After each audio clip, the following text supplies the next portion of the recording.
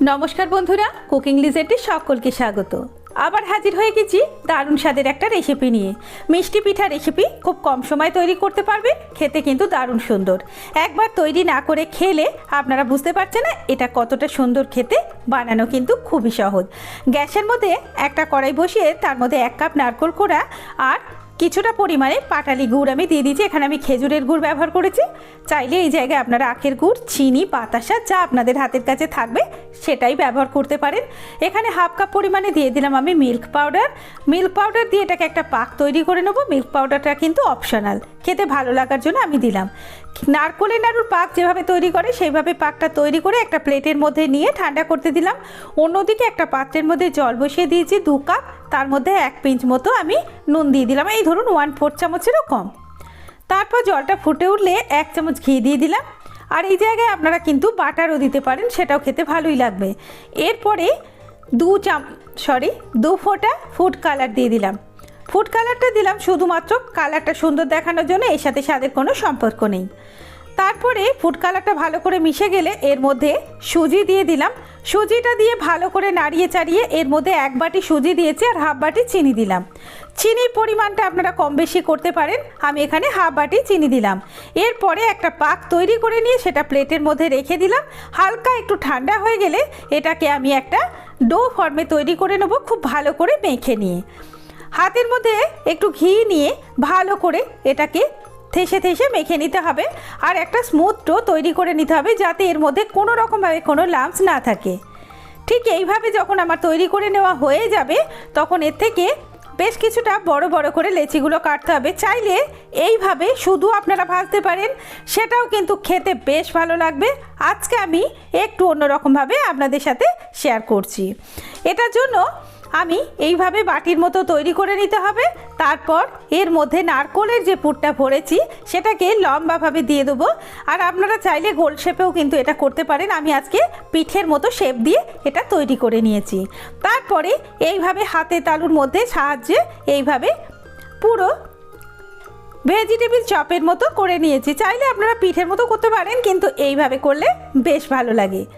প্রত্যেকটাই কিন্তু একই রকমভাবে তৈরি করে নেব বন্ধুরা।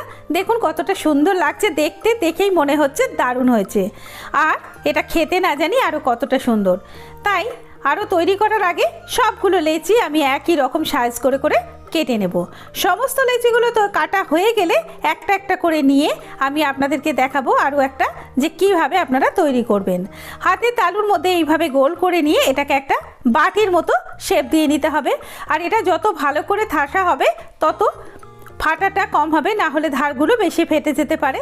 বাটির মতো শেপ দিয়ে এখানে লম্বাভাবে একটু বেশি করে পুরটা ভরে দিয়ে এইভাবে মুড়ে দিয়ে 2 হাতে এইভাবে পুরোপুরি এমনভাবে আটকে দিতে হবে যাতে কোনোভাবেই না খুলে যায়।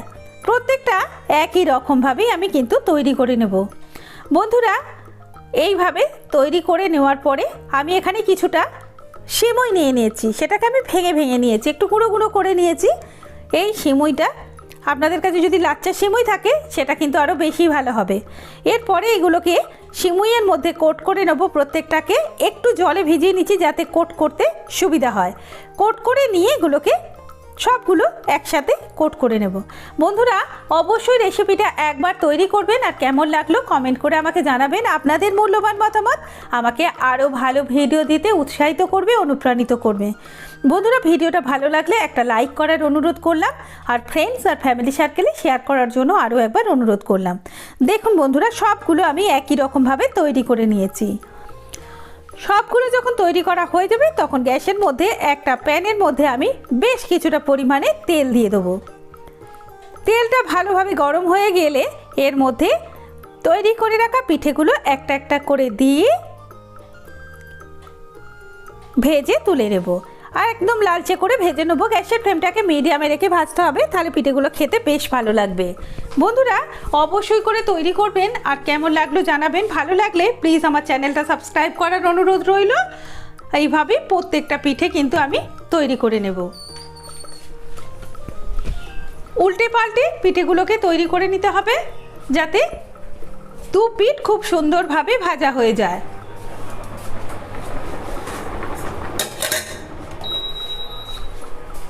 দেখুন তেলের পরিমাণটা একটু বেশি দিয়েই ভাজতে হবে, তাহলে একটু বেশি ভালো লাগবে। আমি একটা লম্বা চামচ দিয়ে একদম উল্টে দিলাম।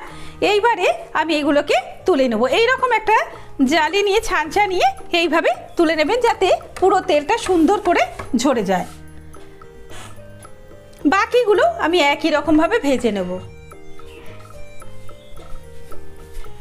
তাহলে দেখুন বন্ধুরা, কত সহজে কত সুন্দর একটা রেসিপি তৈরি করে নিতে পারবেন ঘরে, আর মন জয় করতে পারবেন বাড়ির সবার সাথে। তাহলে আর দেরি কেন করছেন, চটপট করে তৈরি করে ফেলুন। ভালো লাগলে সঙ্গে থাকতে কিন্তু একদমই ভুলবেন না। তৈরি হয়ে গেছে, এরপরে চলুন একটা আমি আপনাদেরকে কেটেও দেখাচ্ছি। তৈরি করুন, এনজয় করুন সবার সাথে। ভালো লাগলে সঙ্গে থাকুন, খুব ভালো থাকবেন, সকলকে ভালো রাখার চেষ্টা করবেন। এতক্ষণ আমার সঙ্গে থাকার জন্য অনেক অনেক ধন্যবাদ।